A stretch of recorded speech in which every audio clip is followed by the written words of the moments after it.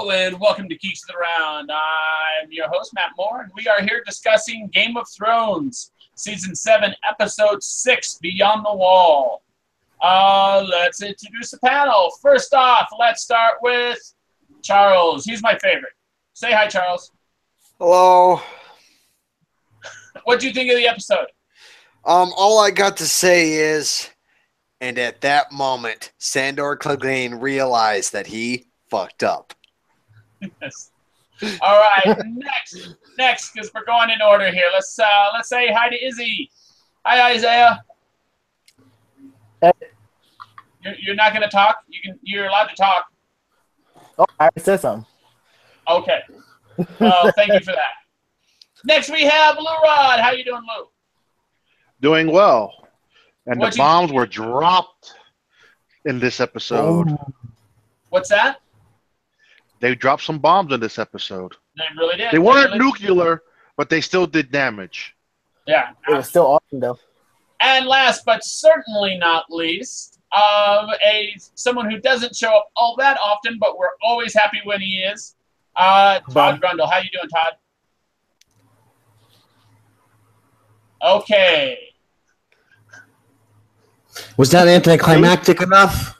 No, not really. No, not really. All right. No. It just kind of followed your lower third. I failed at failing? Because it says right underneath your picture that Todd Grundle is an asshole. So I think everybody just assumed you were being an asshole. Yeah, that's his nature. Then they win. You all win cookies. What did you think of the episode? Whew. I guess that sums it up. Okay. Now, there's something that some people are saying about this particular penultimate episode, because this is the second to the last episode of the season. They are saying that despite all the things that happened in this particular episode, it still makes it the most lame penultimate episode, second to last episode of the show. Because the second to last episode of every season thus far has been Amazeballs. What do you guys? Well, I think those people are the real assholes. Thank you. Those are the real assholes. I mean, what did they I think it was want? fantastic. Yes, I don't know. Maybe fantastic. they wanted a king to die, like we normally get near the end of the season. That's how you tell the story. What did you ask, Lou? Like, what did they want? Yeah, what do they fucking want? The pacing is too fast. The pacing is too slow. This is that. That is this. You know what? They can all suck a fucking fat donkey's dick and lick someone's asshole while they're doing it. Because they're fucking crybaby bitches, and that is that. Multitasking? No. The back comment is multitasking. George would not approve of this. Like, yes, whoa, Isaiah. Wow, Isaiah. I can't wait to rewatch Isaiah's mumbling right now. Cannot wait. You are breaking up to no end. We cannot make out anything that you're saying. Look, while he's bippity and boppitying, I want to say that nobody died at the fucking loot train who mattered. Therefore, what did anyone expect last week? Well, that's almost true. What about Thoros? Thoros died. Thank you. He died this week, but I'm just saying, like, he's not fucking big. He's important, but it's not. We had all the main characters in one huge battle in that loot train, and nobody died. Ancillary people died. The loot train. Yeah, but you're not going to get the main people dying this season. A lot of them will probably still make it to next season. Yeah. And the loot train was 2 weeks ago.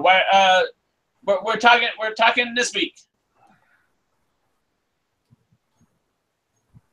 Who did what to a turkey? Todd is multitasking, I guess. But this week we did have the last that we are aware of, Red Priest end up dying. Because Melisandre, who's a Red Priestess, has left Westeros. And then we got the Red Priest, and he's gone. I don't think we have any more Red Priests in Westeros that I know of. None. No. The only priest or priestess that are servants of the Lord of Light was Melisandre and Melisandre? Melisandre, whatever her name is. Red bitch. I'll call her the red bitch. And that was another red bitch, but the other red bitch was in... Well, you might want to lick her, but I know she's not a Sunday. Sunday? There was a second red bitch, one that looked even younger than she does. But I think she was in Bravos. No, she was in Essos, Marine to be specific. Whatever. She's on the other side. How many guys came up there? Yeah, but no, Thoros was the priest, and so aside from Melisandre and Thoros, there is nobody else in Westeros that we know of. In other words, Look, man. there's no more resurrections. We got some live interaction in the chat, man. Pilgrim shit 11 says, did we talk about the Lightbringer yet? I don't know who Pilgrim the fuck he's shit? talking about. Pilgrim shift. No. And then we have Will I Am 618. I am watching you guys in society ending at the same time. What society Enough of is this that? gobblecock. We have two No, live no, viewers. Be happy. Two live viewers? Oh my god! They are probably talking about the eclipse. The eclipse is happening in different parts of the country right now. Are you not No, sure everybody's hours just ago. fine. Everyone's living. No one's dying. No aliens or lizard men. Yeah, Oh, it happened, here we it happened go. here in Nevada at 10 a.m. and we're still alive. Yes, The only still ones alive. dying is the Red Priest and a bunch of White Walkers and a bunch of ancillary guys that he kept dying over and over and over again because he would seem to be the only one that they gave a recurring role to. We did get a major death. We did get a huge, figuratively, literally a huge death. Oh Lord! Are we jumping to that guy yet? I mean, Everyone's crying for the dragon, literally. yeah. And I'm sorry, the Hound is a pussy. The Hound is Stared at a polar bear and froze up like a bitch. No, he froze up when the polar bear was on fire. He was fine until the polar bear was on fire. But the Hound was an idiot. He was like, "Where the fuck am I?" He was an idiot throughout this whole episode. Like, wow, Hound, you're a fucking moron. Wow. His worst moment was when he threw that rock that allowed the White to realize that they could walk across the ice. That was probably the most idiotic thing that he could do in the episode. It's like, wow, thanks a lot, too. asshole. Thanks. And as a result, many people died. Because Most of which party was started three out with people. 13 people. It started out with 13 people. I counted. And You mean it the extras? ended with 7. No one We cares. all knew the extras were going to die, man. They weren't living. The major death of this whole episode, honestly, was Visceron. Yeah. Yeah, Dragon no one cares about, right. And, okay. Talk about, the Night King is the best javelin thrower around, bro. Yes, he should go for the Olympics. He made the Scorpion look like ass shit. Yeah, true. It's like, wow. Get over here. there was actually a GIF that ended up talking about the conversation, the telepathic conversation that must have happened between the Night King and the guy who handed him his javelin. Because the Night King looked across the ice, saw the big-ass fucking dragon that's just sitting there, completely ignores the big-ass fucking dragon that's sitting there, sees one in the air that's flying through the air and going, that one's smaller and flying. It must be easier to hit. What the fuck? He doesn't want sloppy second. Yeah, but You you know know- damn well the show wasn't going to give us the Night King taking Drogon. Because if No. the Night King got Drogon, fucking everyone's dead because ain't no one beating Drogon. That doesn't. Exactly. That is It's impossible. absolutely true, but that does not excuse why the Night King would go after the harder target first. Because he wanted to Because show he's a you G. guys that he is a G at throwing a spear. Oh, okay. You Yeah, know, It's I don't not. give a fuck. What's the phrase, Matt? It's not tactically sound to do something like that. Yeah. Yeah. It's like if someone is freaking if you are in a gunfight with someone, you're not trying to tag that person in the eye. You're trying to tag them in the chest where it's a fucking easier shot. Because If you're the Night King, though, But because I look if at you it like miss, this. you are fucked, basically. I look at it like Let the this. King go. As it not being practical in a real fight, the Night King wanted to show his might by saying, I'm going to take out one that's flying to put fear in you bitches that I could do this. yeah, and that put a lot of fear in people's hearts. Like, oh shit, he can do that. Oh shit. Because, I mean, let's be real, bro. After we saw that, fucking Jon Snow does his famous fucking pose that he always does when he gets pissed off. Basically, oh, he does something stupid. Like, oh, here he goes. John still does something stupid again. You know, though, there's a deeper question to it all because the way it works, right? Like the person, whoever kills somebody and is the one who they like. All right, if Night King fucking killed the dragon, then when he dies, the dragon dies. Correct? Correct. Everyone Yeah. dies. Everyone dies. It's over. Who really killed the dragon? Because we can go, was it the man who handed the spear? Was it the one who threw the spear? Or further back, was it Jon Snow who was at fault for not getting on the dragon? And actually, I think it might be something else. I think it's the person who raises from the dead the particular body that they are being. I realized that after I had planned this whole question. I was hoping nobody would catch it. Wow, really? But in this, but if you really think about it, the Night King is the one who raised everyone. Well, he raised all of his lieutenants are that guy from seasons 1, children that he handed over. Don't give us Isaiah. You fucking read the shit. You didn't watch what went down. You get no goddamn points to make. Scandal. It happened in season 2. Scandal. Okay. But in any case, yes, everyone is in the family tree of the Night King. The Night King is the very first one. If this were a Vampire the Masquerade, he would be. Oh Lord. He would be. Kazunte. Not Abe. Huh? He would be the evil son of Adam and Eve, whose name I'm forgetting right now. Cain. He would be Cain. What about Abel? Abel was good. From Kung Fu. He meant David Carradine. Not that. Okay, I just knew that was going to come up. I knew it.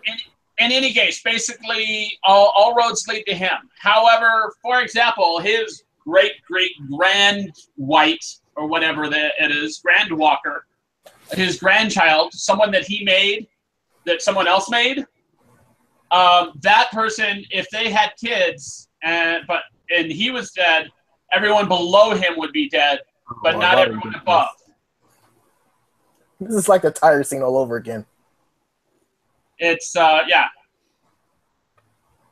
Basically, if you kill one, in this particular case, it'd be like vampires. You kill one vampire, all of their grandkids, and kids and all that would all be dead. Well, we've seen that part when John took out the one lieutenant and his group shattered, leaving the other one alive because that other one belonged to, let's say, another lieutenant from that group. Exactly. Group. So you take out the king, they all fall. That's what the fucking light sword man pointed out. And that's just it. Is that actually kind of upset me a little bit? Is you had Daenerys show up. She had 3 fucking dragons. They were tearing shit up. And at no point, once the guy who had come back to life went on the back, once the Hound went on the back of the dragon, once fucking Tormund went on the back, none of them went, hey, did you see that fucker that just threw a spear? Kill him now. No, kill him right the fuck now. No, but you saw and this will all be over. Matt, you saw that he walked through the fire with ease. The fire wasn't going to kill him. He probably needs to die either with dragon glass or the Valyrian steel sword. Right. Yeah. So Dragonfire wouldn't do shit to him. Like, they gonna do shit to me. I don't give a fuck. I was gonna say, I don't know. I think fire would still kill him. I think he can just because the fire moves out of the way for him. Yeah, because he's powerful. I'm not even gonna ask you a question, Isaiah, because again, you just fucking read the show.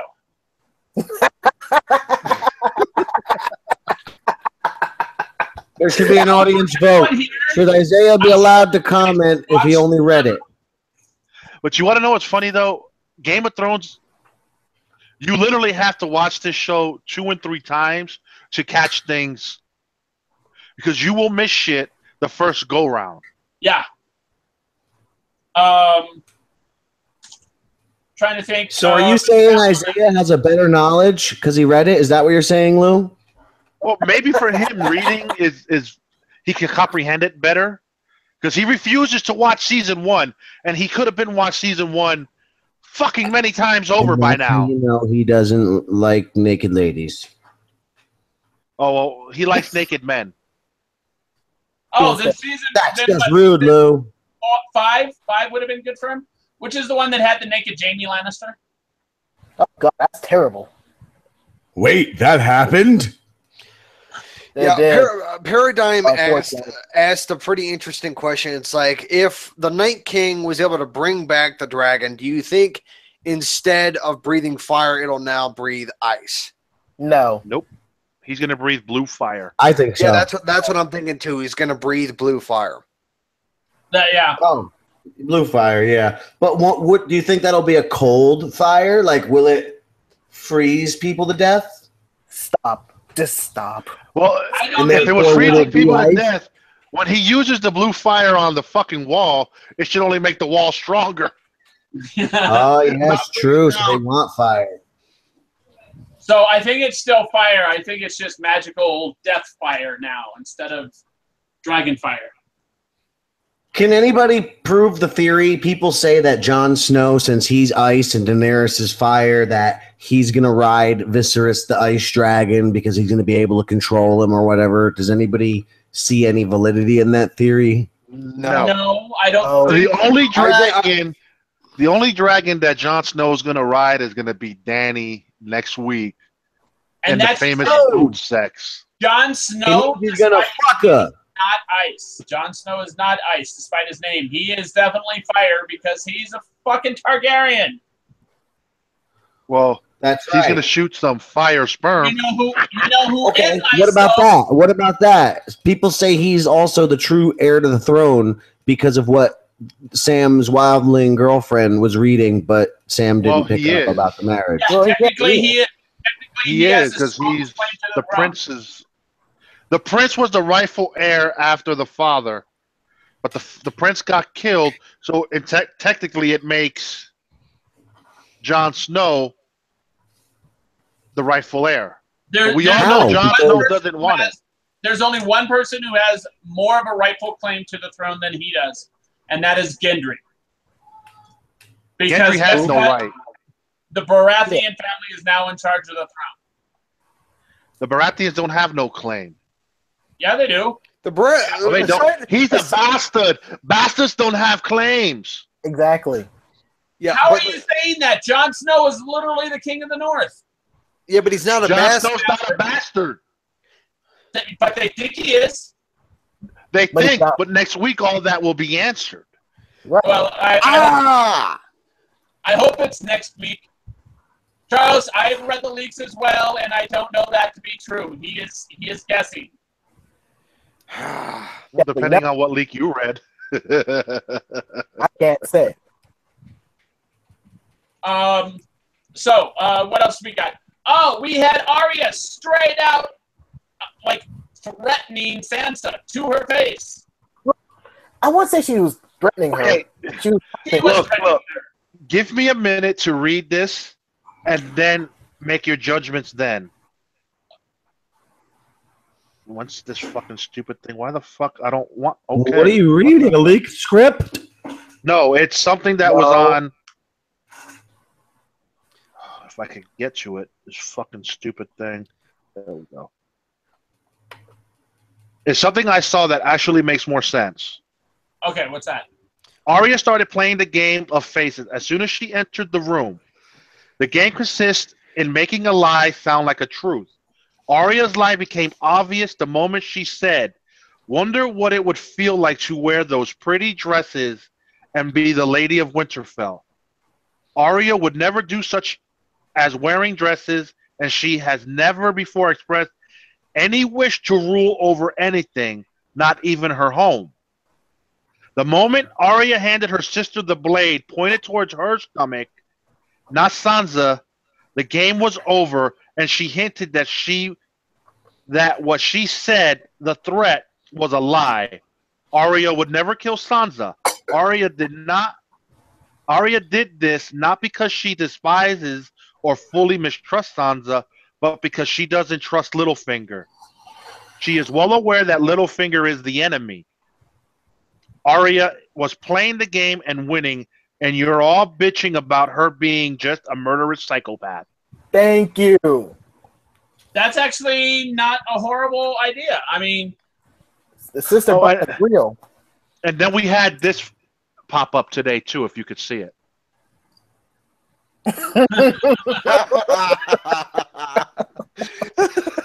Well, that's clever. That's very clever. While you guys laughed that out, I want to say that I never once even thought the possibility that Arya is just a murderous psycho. I did not get that vibe off the scene.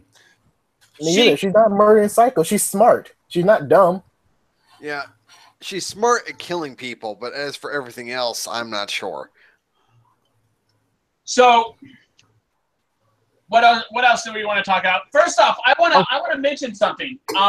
This episode started really weird because we get the opening credits right at first, where we see the various maps of the various different lands, and then as soon as the opening credits open up, it doesn't open up to Beyond the Wall. That isn't the first thing we see, and I'm trying to figure out why they made this choice. The first thing we see is more map. Is the map at Dragonstone. The table. That huge-ass table. That's the first thing we see this episode, and I don't know why. You know, that I did have a vibe when that happened. I picked that up a bit. That's interesting.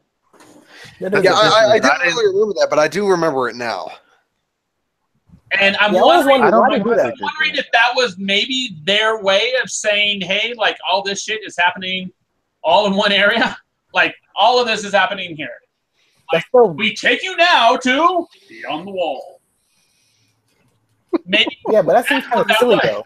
They wanted you, look, what they wanted, what Alan Taylor wanted you to visualize was that beautiful map on that table hovering over the fireplace with that nice roasting fire, and then boom, back to the Beyond the Wall where it's fucking ice cold. Where instead they could be with the nice fire roasting marshmallows. Okay, I'll take your word for that.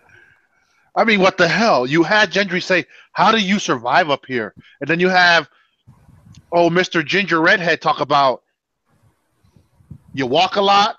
Yeah, you fight, fucking walk. Yeah, you fight, and then you fuck. And then he looked at Gendry like, "There's no." And Jon Snow says, "There's no women for living women for hundreds of miles." And he looks at Gendry, "You fuck what you could find." But it's not just that. He also hit on the Hound, and it's like, "Dick, I like it." He was very, he was pretty hungry on that walk. Well, it wasn't that he liked the word. He liked to play on it because the Hound goes, "Suck my dick," and that was the first time I've ever heard the Hound say "suck my dick." I think he said "suck my cock" a lot, but this time around he said "suck my dick," and he's like, "Dick." Yeah, I don't think Corbin knew that word. I think he knows it as cock. But yeah, and then he straight out says, after he says that he likes dick, he says, no, just pussy for me. I'm after that tall blonde bitch. That was funny, man. And are you fucking kidding me? Talk about I want to make beautiful tall babies with her. Yeah. I just love that dude. I love him. And that's just it. He says that he sees how she looks at him as if she's looking at him like she likes him. I think he actually thinks she likes him. Oh, she don't like him. She finds him repulsive. I know, but I think he thinks that that's not true. I think he thinks she likes him. Well, I don't know. I'm thinking. I think she's uncertain. I think she's like, this is this exotic man coming in that she's trained her whole life and programmed to hate. And here he comes looking kind of majestic and wild. I think the only man Brienne is willing to sleep with is Jaime. Yeah, probably. Not getting that metal high five. Well, we don't know what we're getting in season 8. Anything's possible. But, let me see. What else do we want to cover? We had Arya. We had. Oh, okay. So let's finish off with the end. Let's finish this off. Daenerys ends up getting called in. She saves the day. She swoops up. She picks up everybody. She waits longingly on what I'm guessing must have been East Watchtower because it didn't look like. Yeah. They're at East Watch. And then he shows up and she's all like, "Oh, I'm gonna thank God you're back. I'm not even gonna talk about my dead child." They talked about it. Just barely. Yeah, She's all like, "I'm not gonna have any other kids." She did not mention once, "Oh yeah, it died." She didn't. She just said, "I'm not gonna have any other kids." As she's talking to John, who everybody thinks she's gonna fuck soon anyway. Dude, you seen how she was drooling over the man in the boat when they were taking his clothes off. Oh yeah, she was drooling. She saw all the scars and she's like, "Oh wow, he really did take a knife in the heart. No. I'm dripping right now." No, that's just it. It's this is what I think that there is an attraction there. I'm hoping they don't fuck, but I think that there is an attraction there at least from now, and I think that attraction has to do with the fact that you have Daenerys, Stormborn, First My Name, the Breaker of Chains, blah blah blah blah. Oh God, a big ass vintage Starbucks cup. Right. And then you have Jon Snow, who has literally come back from the dead, and he doesn't even fucking talk about it. Right. You don't want to talk about it. I'm impressed by that. I think she's like, dude, this guy has been through a bunch of shit too. The only difference is he's humble about it, and I think she's impressed by that. That he's not trying to become her king. He's not trying to marry her. He's not trying to rule. He's literally just trying to do the right thing. He's not trying to make himself look better. He's a true gentleman, the whole fucking 9 yards, and I don't think she's used to that. She's used to heroes who want their stories told, not heroes who are keeping their damn mouth shut like Jon is. And I think that impressed me. Because she straight out asked him about him being stabbed in the heart, and he's all like, "Oh, don't worry about it." And now she sees that he was indeed stabbed in the heart and a million other places, and he's still alive. Well, he's Jesus. How about that? I think the thing is, she doesn't realize that he was brought back to life. She sees the scars, and she's like, "Oh shit, okay, he's been through some battles." And then to me, I feel she also sees his courage and his willing to fight for his people. Yeah. He sacrificed himself so they could get away. Right. I honestly do not think she's going to allow him to bend the knee anymore. Well, I think she kind of. Oh, she'll let him bend the knee, all right, both knees.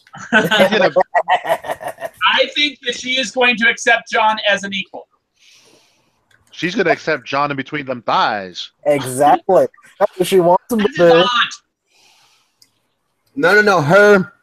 Her lady friend accepted Grey Worm as an equal. Yes.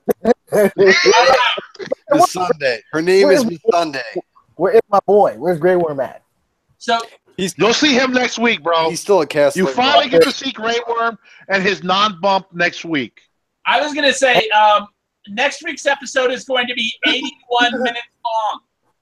That's good. Yes, the longest of the season. It's going to be it's the longest of the series so far until most likely season 8. Exactly. That's going to be a long way. Can we jump back real quick? Miss Sunday's back in Dragonstone, Marco Minko. And also, he gets a looking screen too, unlike some people. Yeah, I want to jump back into the comment actually because Paradigm Shift says something about Brienne and what's his name, Tormund. Captain Redhead. Yeah, Redbeard. It talks about says that Brienne punches him in the face with every orgasm. That reminds me of an early episode. Or after the orgasm. Reminds you of what? An early episode of Californication. Oh, I thought you meant that one time. Yeah, when he slept with the underage girl and she punched him dead in the eye. Pop. Yep. Ew, that's pedophilia. Is that like in the first 2 episodes? Yeah, I think so. I know it's in the first season. Then I saw that because that's all I saw of that show, but I thought I saw that. It was an X-Files. All right, so do we have any wild speculation? Damn, we're already in wild speculation. We're not going to talk about how the fuck the Night King's army brought out some fucking massive chains from God knows where. I mean, I understand Danny is the breaker of chains, but shit, this good fucking question there. Fucking some super boat chains from fucking God knows where, and fish the dragon. I mean, that's even amazing. And also, where's they have those chains at like strategically placed in certain locations where they've been, so that they can easily access them if they need them. I was gonna say you have to imagine that this is not their first dragon, and it's definitely not their first fucking giant. They've had giants. Yeah. So it's possible that they've had it for other dragons in the far past, or for giants, or for whatever. You know, Matt, you do realize that I was like joking, right? There's no reason it couldn't have been. They could have been like, "Hey, where's our nearest port?" They could have. No, I figured it out. The Night King had his troops go to the nearest naval port and steal their chains. Okay. Yo, those are some naval port chains, bro. You ain't picking that up at your local fucking Home Depot or Lowe's. Maybe he can magically summon chains. I mean, metal's an element, right? Heavy too. That's not light. That is heavy stuff. So it's like, how did he get around the dragon's neck? Matter of fact, how did he get around it's like, it's just so amazing how, man, Night King got some people. It is a good bet if you're looking for continuity. It is a good bet that it was weeks, maybe months, from the time the scene before that ended to the time that happened. And the reason I say that is because, remember, there was no fucking lake by the time those dragons left. Or sorry, there was no ice by the time those dragons left. It was basically and it froze back there up. was still ice. There was still ice. Just certain parts of the ice was destroyed because of Dragonfire. Not enough to drag a fucking dragon across. Let that ice fucking froze back up. Well, I mean, we've seen that the ice froze back up overnight, easily. Right, it happens. Yeah, that happens. Because you had the fucking dumbass hound throw the rock, and it slides all the way across the ice. Yeah, and that's enough to hold a couple 100 pounds, but what about like a few dozen tons? Well, remember, these are dead folks. They have no weight. Do you not know that they have weight, or else they wouldn't have cracked through the ice in the first place? They cracked through the ice because the hound decided to use the fucking hammer and break the ice. Yeah, wait a minute. They walked down. Another comment here is the walkers had to swim down to pull the dragon up. Walkers can swim, but more so, well, okay, it was a trap. Obviously, the reason they didn't go in the water before is it was a trap. They could go in the water, but they didn't because they wanted the dragons to come. Maybe. Well, we didn't know the Night King didn't know the dragons were coming. The catch is here. The fucking walkers fall to the bottom.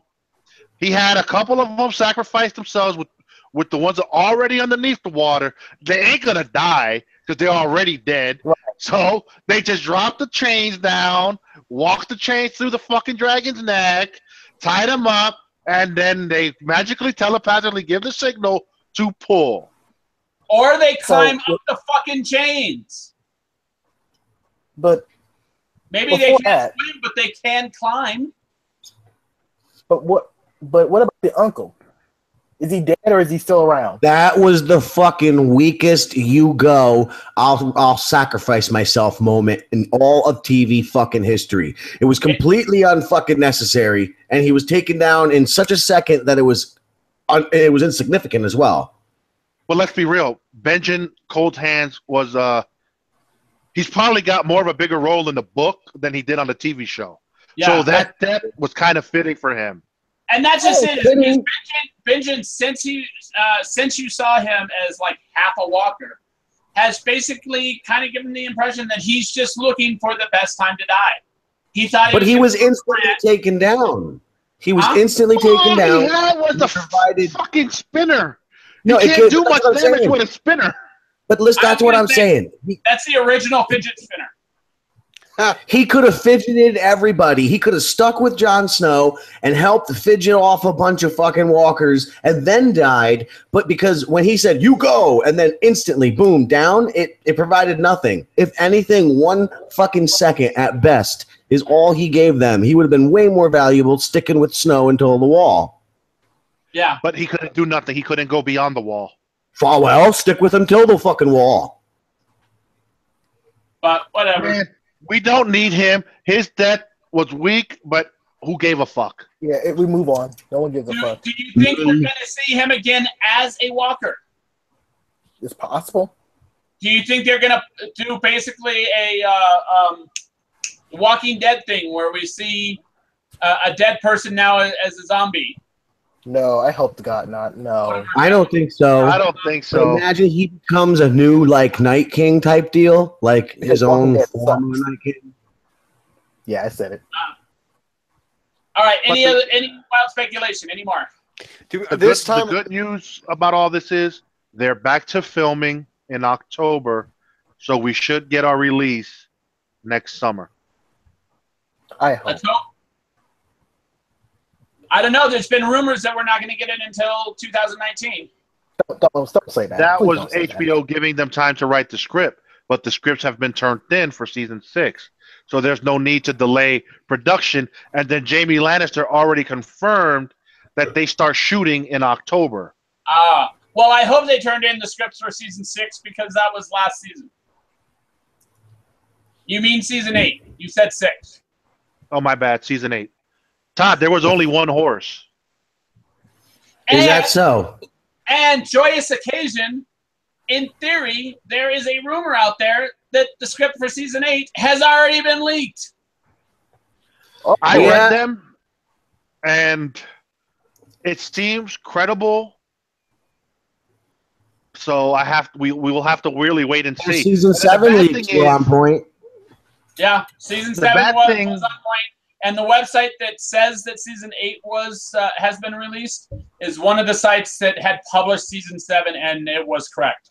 So it does look to be legitimate. The world is ending. They're giving us the end of Game of Thrones early as a kindness. It's the Illuminati giving us the Game of Thrones for kindness. The writers can go back and change shit now if they really want to. Yeah. Because nothing has filmed. Also, in theory, we're supposed to get not 1 but 2 Game of Thrones books this year. We're supposed to get the actual storybook, and then we're supposed to get like a background book. I won't get my hopes up. Right. George R. R. Martin loves to do that. All right. Do we have anything else, or am I wrapping up? I got nothing this week. So, yeah. Good. Wrap it up.